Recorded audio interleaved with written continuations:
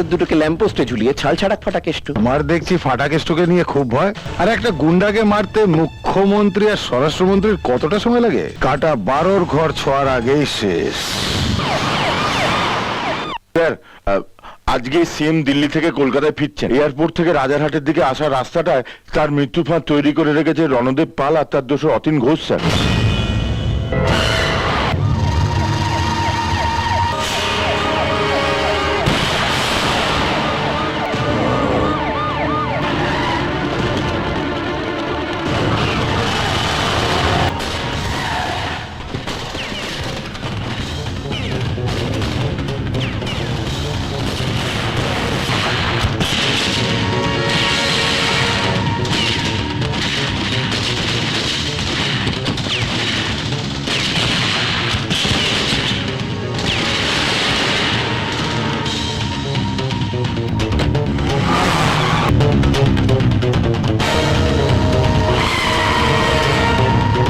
মুখ্যমন্ত্রীকে হত্যার চেষ্টা।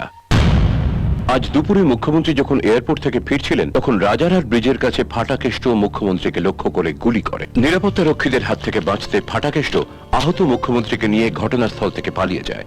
এখনো পর্যন্ত ফাটাকেষ্ট কিংবা মুখ্যমন্ত্রী কারোরই কোনো সন্ধান পাওয়া যায়নি। এ ব্যাপারে স্বরাষ্ট্রমন্ত্রী রণদেব পালের বক্তব্য, মুখ্যমন্ত্রীর অবর্তমানে সমস্ত দায়িত্বই এখন আমার। রাজ্যবাসীর কাছে আমার প্রতিশ্রুতি, জীবিত অথবা মৃত ফাটাকেষ্টকে আমি আপনাদের সামনে হাজির করবই। এটাই হবে আমার মুখ্যমন্ত্রীর প্রতি শ্রদ্ধার্ঘ্য।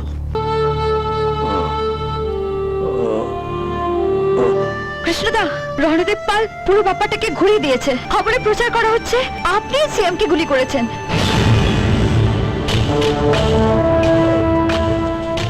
আমি জানি এখানে ওনাকে রাখাটা ঠিক হবে না। হসপিটালে নিয়ে গিয়ে গুলিটা বার করতে হবে। বাইরে মৃত্যুর ফাঁদ পেতে রেখেছে রণদেব পাল, অতীন ঘোষ আর দুর্জয় নাগ। ওরা চায় স্যারকে নিয়ে বাইরে বেরোই, আর আমি চাই ওরা এখানে আসুক।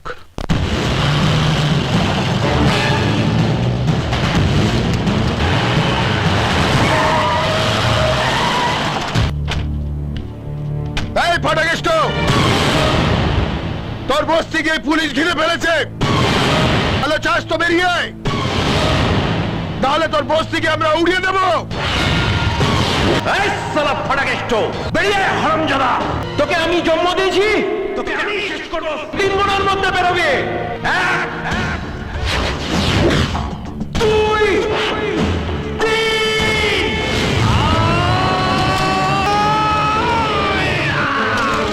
পালা।